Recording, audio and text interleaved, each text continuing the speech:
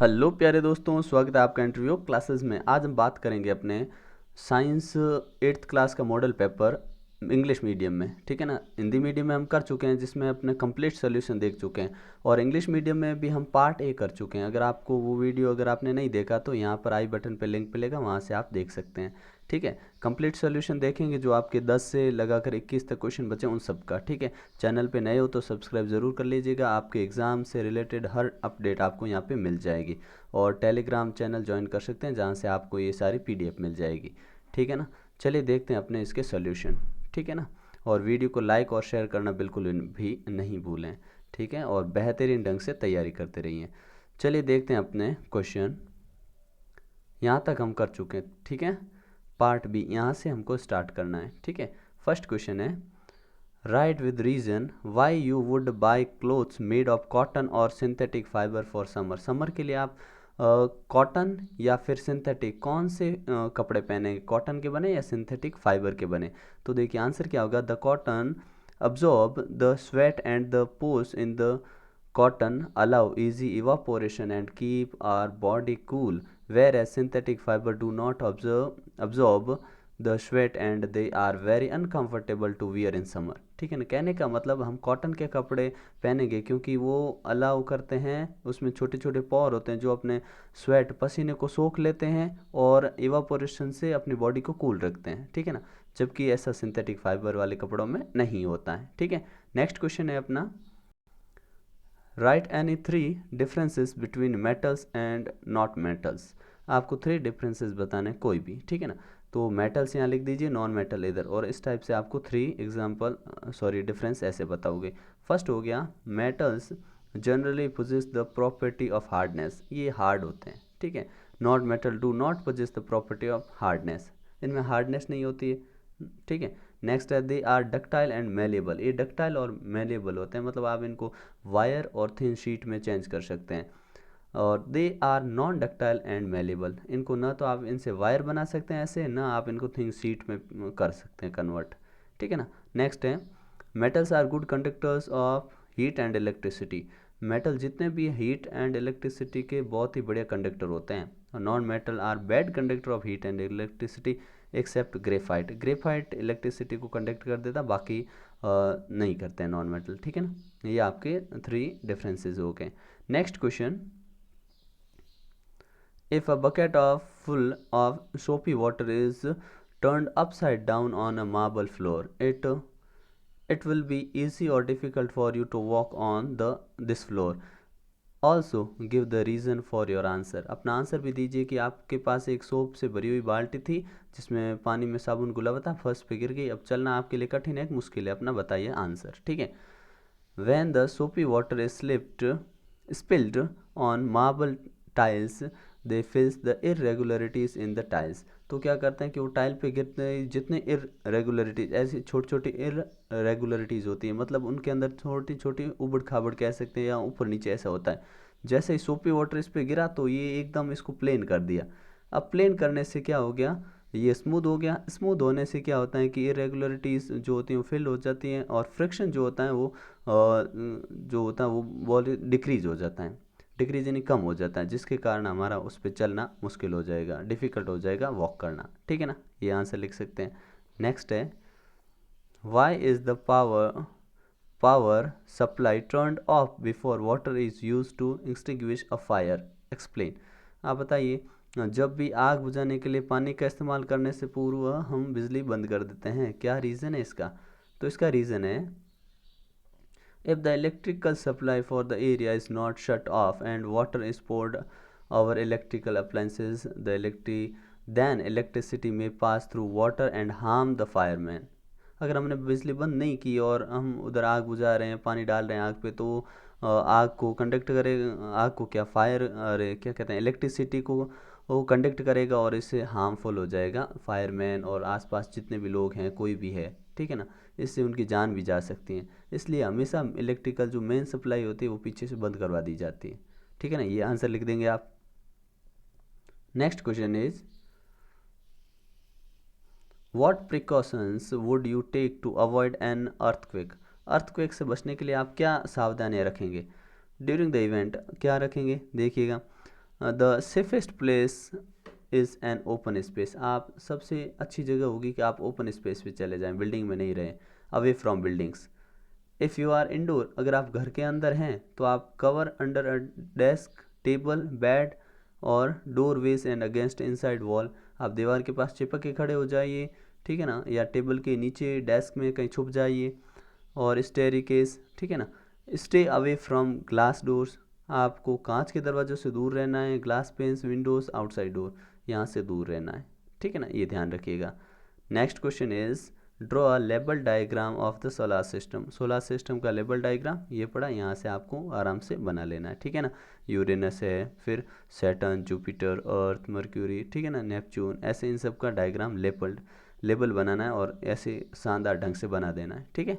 Next है what are the benefits of using CNG and LPG as fuel. Fuel के रूप में use करते हैं तो ये अपने लिए किस प्रकार यूज़फुल हैं। तो they can be burned directly, ये सीधे बर्न हो जाते हैं, ठीक है ना। They can be transported easily through pipeline, इनको आप पाइपलाइन के थ्रू इजीली ट्रांसपोर्ट कर सकते हैं। They are clean fuel and do not give smoke when burned, ये जलने पे धुआं नहीं देते हैं। They give a lot of heat energy when burned, जब जलाते हैं तो एनर्जी खूब देते हैं। They are more efficient than fossil fuel, और ये फॉसिल फ्यूल जो पेट्रोलियम होता है उनसे ये बहुत ही ज़्यादा एफिशिएंट होता है, सेफ होता है, ठीक है ना। चलिए नेक्स्ट क्वेश्चन है draw a label diagram of male reproductive system. ठीक है, आपको मेल रिप्रोडक्टिव सिस्टम का जो डायग्राम बनाना है यहाँ से, ठीक है। ये स्पर्म्स हो गया, ठीक है, और ये पेनिस और ये है टेस्टिस, ठीक है ना, ये आप डायग्राम बना सकते हैं।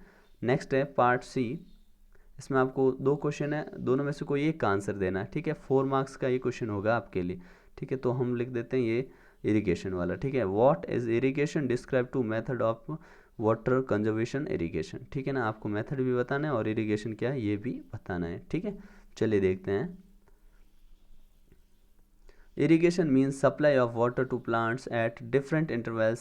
It helps absorption of nutrients elements by plants from the soil. ये मिट्टी से है ना, पानी क्या करता है, न्यूट्रिएंट्स लेता है, जड़ें न्यूट्रिएंट्स लेती है और पानी को रेगुलर इंटरवल पे प्लांट को देना ही इरिगेशन कहलाता है, ठीक है ना। और इस मेथड के 2 मेथड है इसके, ठीक है ना। फर्स्ट है स्प्रिंकलर सिस्टम, इसमें क्या करते हैं, this system more useful on the uneven land, ये जहाँ पे ऐसी ज़मीन हो, अनइवन लैंड हो ना, वहाँ पे ज़्यादा यूज़फुल है। Sufficient water is not available, जहाँ पे सफिशिएंट वाटर अवेलेबल नहीं हो। The particular pipes having rotation nozzle on top are, इसमें पाइप होते हैं जिनके ऊपर नोजल लगी होती है, joining to the maintain pipeline, जो मेन पाइपलाइन से जुड़े होते हैं रेगुलर इंटरवल पे, और फिर इनको मोटर लगा के फिर पीछे पंप से पंप किया जाता है, जिससे ये आराम से पानी दे देते हैं, ठीक है।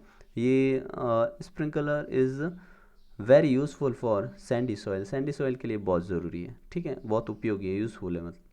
सेकेंड है अपना ड्रिप सिस्टम में क्या होता है, in this system the water falls drop by drop, ये ड्रॉप बाय ड्रॉप होता है ना, just at the position of the root, सीधा जैसे ये प्लांट है अपना, ठीक है ना, इस प्लांट के यहाँ पे एक हमने पाइपलाइन लगा दी, ठीक है, ये अपनी पाइपलाइन यहाँ से इसके एक छेद कर देंगे तो ड्रॉप बाय ड्रॉप इसी के अंदर गिरता रहेगा, ठीक है। नेक्स्ट है explain the meaning of deforestation and mention it's reason, आपको रीज़न बताना है और डिफॉरेस्टेशन का मतलब क्या होता है ये भी बताना है। तो आप लिख दोगे कि डिफॉरेस्टेशन क्या होता है, द क्लियरिंग और thinning the forest by human. Thinning कहने का मतलब जंगल को कम कर देना, क्लियरिंग मतलब एकदम साफ कर देना, ठीक है। जंगलों को काटना, पेड़ों को है ना काटना ही डिफॉरेस्टेशन है ह्यूमन द्वारा, ठीक है। ये नेचुरल भी हो सकता है। Deforestation represents one of the largest issue in global land use, ठीक है ना। तो डिफॉरेस्टेशन की डेफिनेशन, उसके बाद आपको डिफॉरेस्टेशन जो कॉज है वो यहाँ से नोट करने हैं। एग्रीकल्चर एक्टिविटी हो गया, ठीक है, इसके अंदर मैं इजी में समझा देता हूँ। जैसे जूमिंग मेथड होता है ना, जूमिंग एग्रीकल्चर या जूमिंग एग्रीकल्चर, उसमें क्या करते हैं, जो आदिवासी होते हैं वो ट्रीज़ को सारे को काट देते हैं, फिर वहाँ खेती करते हैं, फिर वो कुछ दिन, कुछ महीने या कुछ साल करने के बाद वहाँ से चले जाते हैं। जूमिंग में सारे पेड़ हैं वो काट दिए जाते हैं।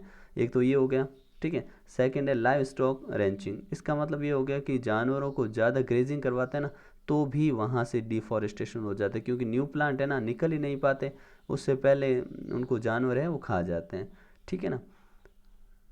नेक्स्ट है लीगल लॉगिंग। लीगल लॉगिंग मतलब ये हो गया कि इलीगल, सॉरी है ना, इलीगल मतलब गैर कानूनी तरीके से पेड़ों को काटना, किसके लिए, जैसे इंडस्ट्री के लिए, पेपर यूज़ के लिए, मैच स्टिक्स के, फर्नीचर के लिए इनको काट देना, ये भी एक है। अर्बनाइजेशन। अर्बनाइजेशन मतलब जैसे अपनी पॉपुलेशन बढ़ रही है वैसे के वैसे अपने को लैंड चाहिए, तो उस हिसाब से लोग trees are chopped to building roads, build roads, सड़कें बनाने के लिए काट दिए जाते हैं अर्बनाइजेशन करने के लिए, ठीक है। और डेजर्टिफिकेशन ऑफ लैंड। लैंड का डेजर्टिफिकेशन हो रहा है क्योंकि प्लांट जैसे जैसे जा रहे हैं धीरे धीरे न्यू जो प्लांट्स है वो उनको मौका ही नहीं मिल रहा है, इस प्रकार से ये भी है, ठीक है। फिर माइनिंग लिख सकते हो आप, फॉरेस्ट फायर हो जाती है, ये भी लिख सकते हो, ठीक है। नेक्स्ट है a mosquito produce sound by vibrating its wings at an average rate of 500 vibration per second. एक सेकेंड में 500 वाइब्रेशन कर देता है। आपको फ्रीक्वेंसी और टाइम पीरियड दोनों निकालने हैं, ठीक है।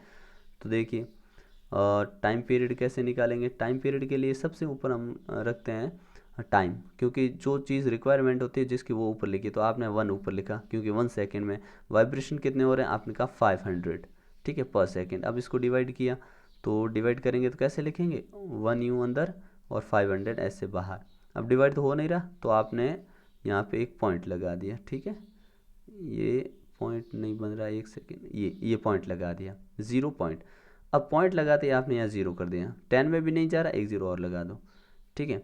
तो फिर देखो अब 100 बना दिया, 100 में भी नहीं जा रहा है तो एक और 0 लगा दो।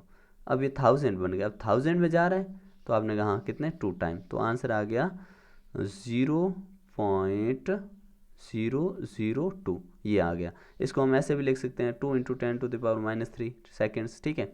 अब ये आ गया अपने पास टाइम, ठीक है ना। अब हमें क्या चाहिए, एक और बोला हमें फ्रीक्वेंसी निकालिए। तो फ्रीक्वेंसी का फॉर्मूला क्या होता है, आप जानते हैं, फ्रीक्वेंसी इज इक्वल टू, ऊपर लिखेंगे हम कि number of vibration, number of vibration, ठीक है, और नीचे लिखेंगे हम टेकन टाइम, ठीक है। अब देखिए नंबर ऑफ वाइब्रेशन कितने, आपने कहा 500 है, ठीक है, और टाइम कितना लिया जा रहा है, आपने कहा इसके लिए टाइम लिया जा रहा है, टाइम पीरियड है अपना 0.002। अब पॉइंट यहाँ से हटाना तो ऊपर आपने 30 लगा दिए, पॉइंट हो गया गायब। अब 2 से इसको डिवाइड कर दीजिए, तो ये पूरा अपने हो जाएगा 250,000, ठीक है ना। तो आप कहोगे 2,50,000 हर्ट्स, ठीक है ना, HZ हर्ट्स, ये इसका सेकंड मतलब इसकी फ्रीक्वेंसी आ जाएगी, ठीक है ना। नेक्स्ट क्वेश्चन है,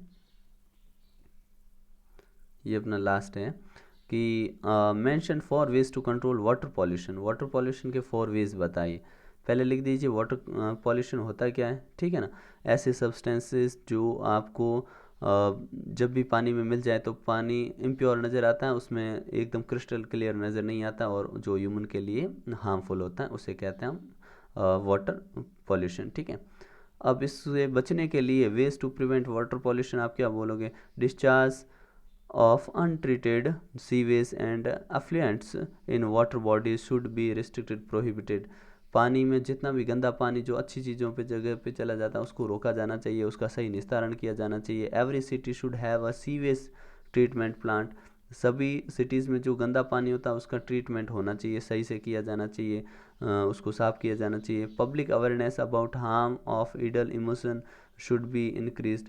लोगों को समझाया जा सकता है कि पानी के हार्मफुल इफेक्ट क्या होते हैं। Traditional crematoriums should be replaced with electric crematorium, ठीक है ना। तो इलेक्ट्रिक जो ट्रेडिशनल जो मेथड होते हैं उनको भी बचा जा सकता है, कहने का मतलब, ठीक है। तो ये आपके इंग्लिश में हो गया, मिलते हैं नेक्स्ट पार्ट में, तब तक के लिए गुड बाय, जय हिंद, जय भारत।